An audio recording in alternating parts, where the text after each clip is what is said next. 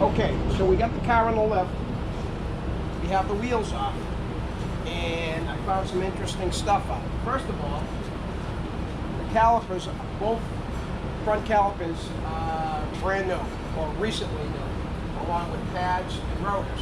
However, if you come closer, I see some stuff that annoys me. So whoever did this, look at how they wrap the ABS wire. It's wrapped around where the tie rod end goes on the knuckle. I mean, look at this. I mean, I hope to God that some backyard mechanic did this and not somebody who calls himself a professional. So we're gonna have to rectify that. Let's go around to the other side. And here's what bothers me the most. So in looking at this, same thing on this side. Non-factory wire ties. Look at this. Brake hose strapped in. Here's what really gets me. See this right here? That's a compression fitting, and that is against the law. Why is it against the law? Because it'll kill you. Anybody puts this thing on should have their hand held down and somebody smash it with a hammer. That will kill you. And we're gonna go right into brake lines, do's and don'ts, because this aggravates me. And I know for a fact that the gentleman that owns this car does not do his own work. So that means that some repair shop actually charged this guy money to put his life in danger and his family's life in danger. So we're gonna talk a little bit about that. But before we do that, let's get into what we got going on. So we talked about how the car is pulling a little bit to the left. So there's a couple of things that I'm thinking now, seeing that there's fairly recent brakes and calipers on here. So this hose has been replaced. This caliper hose right here. So that one is original. So that's got me thinking that maybe that caliper hose is collapsing internally. And it's causing that caliper not to work properly, or it's causing it to grab when you step on the brake and causing it to pull. Also, we noticed this thing's got a broken stabilizer link, so we're going to talk to the customer and deal with that, I'm sure. Anyways, so what we're going to do is we're going to take these calipers off, and these bolts right here to hold the caliper on, they're about that long. They go all the way into here. So what happens is, as you're applying the brakes, that allows this caliper to move back and forth on this caliper bracket. So when these things get frozen up inside here, that doesn't allow them to do that. Usually there'll be at least one caliper slide frozen. So when you step on the brake, the caliper goes like this. You know, depending on which one, top or bottom, is frozen. I'm probably not going to find frozen caliper slides because these are pretty recent, but I am probably going to find that brake hose on the opposite side is collapsing, and that's what's causing the car to pull to the left. So if you come back over here and you look at the brake hose and follow it up to where the steel line goes in, what do we see? Good old New England corrosion. Yep, this is what we have to deal with here in New England. So this is going to entail replacing this steel brake line. And you know what I'm not going to do? Put a compression union on it. I'm going to repair it properly. And I'm going to show you how. So we're going to segue into do's and don'ts of brake lines right now, because I want to get this off my chest. This could turn into a rod rage. Seeing that really aggravates me. So let's go over here. So I had previously had this set up, but somebody put stuff all over my thing here. So we're going to get all the stuff gone. Goodbye. Goodbye. Goodbye. Goodbye. Okay, so it's funny how we find this in this car, because yesterday I started to set this up because I wanted to do a do's and don'ts in regards to these right here. Now these are good for a few things. They're perfectly fine for fuel lines. They're perfectly fine for transmission fluid lines. How they work, and this is the reason why a lot of people use them, because believe it or not, even a lot of quote-unquote professionals really don't know how to flare lines. So luckily I do. So they take this compression fitting and they'll take a piece of line and they slide the nut over like so. Then this little ferrule goes on like so. And then this fitting pushes on like so. So you push it on till it bottoms out, and you slide this up. You hold this with a wrench. You hold this tight up against the line. You can see the gap there. So as we're holding this with a wrench and holding it tight and then tightening this guy right here, that will crush down the line and permanently fix this ferrule to where it needs to be right there. So if you're using this for transmission lines or a fuel line, that's perfectly fine because it's capable of holding that kind of pressure. Brake pressure, against the law.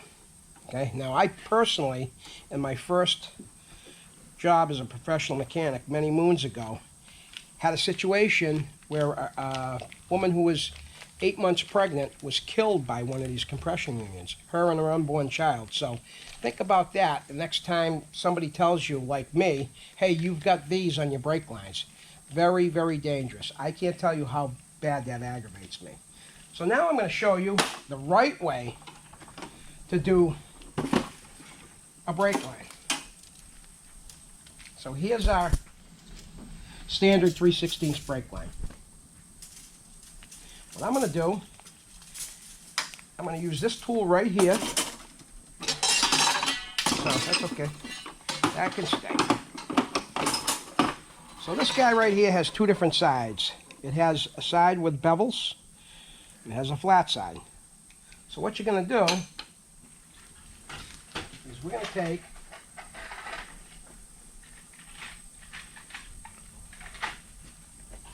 here's a 3/16 nail fitting. So we're going to slide that onto the line like so. And then we're going to pass this through the flat side, exposing it out to the beveled side. So this tool has all different kinds of size lines. So what I like to do is I like to bolt this down into a vise whenever I can. Sometimes I have to do these on the vehicle, which makes it so much more difficult. If I can do a line outside the car like so, just so much easier. So I get this in here. Put my artificial eyes on here. So this goes in here like so. We're just going to snug this up so it doesn't go anywhere. Tighten this up a little more so this doesn't go anywhere. Alright, so now this is the rest of the toolkit for this particular job. So this is our 3/16 die. So the rule of thumb is you want this sticking out just about to the first step on this die. See that step right there? And then it steps down, and then there's another step. So you want it screws right into that. So if I had this on this line right here, that I could screw that right in there, and that would work perfectly. This would be safe. This would be fine. I call it a cheetah fitting because, believe it or not, these little bitty fittings are very expensive. And in the long run, especially in my business where I have to buy the tools, some of the tools are very, very expensive, and it's another reason why a lot of people use these compression unions, because they don't have either the tools or the knowledge or both. So, but I save fittings because sometimes, look at that fitting. That's from an older Ford. And when I say older, I'm saying probably 80s, 1980s. So, you can't buy that in a store, and you can't get it from the dealer anymore. It's discontinued. So stuff like that, and that is in really good shape for a fitting. That age. So I save that because I save everything. I'm a hoarder, and I do a lot of older cars, as you know. So it pays for me to have all kinds of stuff like this. So now what I'm going to do is I'm going to show you how to do a bubble flare. So we're going to get the bubble flare tool over here. Okay, follow me over here. We're just going to run the gauntlet of cars and equipment.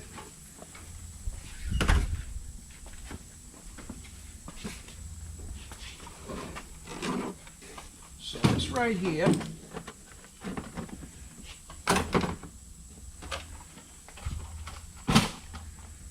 this is my bubble flaring tool. And it's got different size adapters for different size lines, but honestly, I almost never change the 3/16 size because that's the most common size that I see. So I have used these different size dies in the past, but I got to tell you, I've had this kit for probably at least 20 years, and I've probably only used them a handful of times. It's this fitting right here, this guy that gets used a lot. So this is part of the tool, and then this guy, which you can see is a little bit different from the other one. It has a flat side, and it has, instead of a beveled side, it has a shouldered side. So what we're going to do is I'm going to show you how to do a bubble flare. Oh, and before we walk away, let's take a look at it. So this kit right here, this is the master kit. This kit is very expensive, but it does, not only does it do bubble flare, metric, American, this does the double flare. It also does quick connect fuel lines, push connect fittings, GM fuel line fittings, and this is hydraulic. And a lot of guys, you know, I actually don't use this that often. Some of my guys use it a lot. They prefer this, but I prefer, I don't know why, I just do prefer the manual style. But when it comes to having to do fuel lines, and I'll probably show you a fuel line adapter as well. This is the kit. This is the go-to kit. So this is the only kit that you can do the fuel line connection. So if you're in New England, you get rotted fuel lines, and you have to remake something that's not available, this is the kit. This is what you need. You got to have it. So, all right, let's go back over to the brake line area.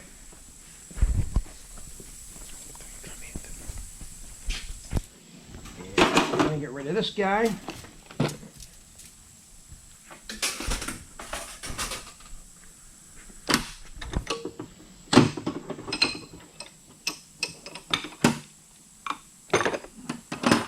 Replace it with this guy.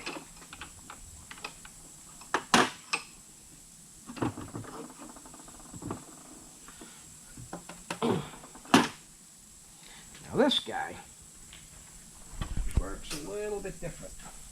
So let me see if I got my brake line cutter. I'm just going to cut this guy off and start with a fresh straight piece.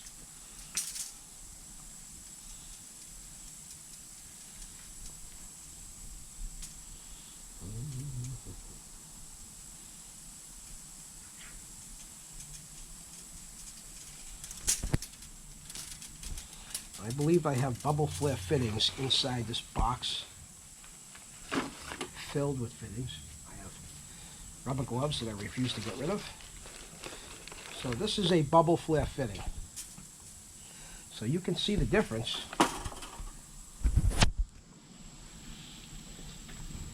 in the design from the double flare to the bubble flare.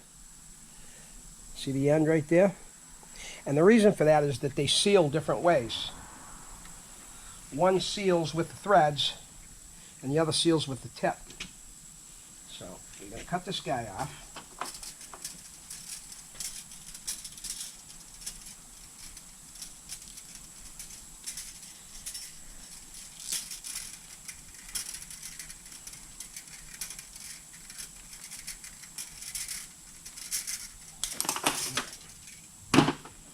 Okay, so put that aside. So then, what I'll do, as I'm using my line, every time I cut a section off, I'll hog it out with an awl. And then, to be on the safe side, I'll just give it a quick file.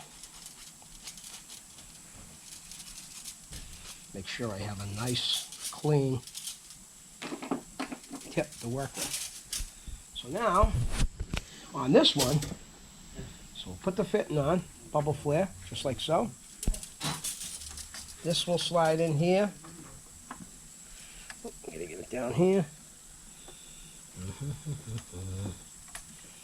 Like so. Now this one, the line only comes through until it's flush with this top surface right here. So then, once I get it like that, I'll tighten this up.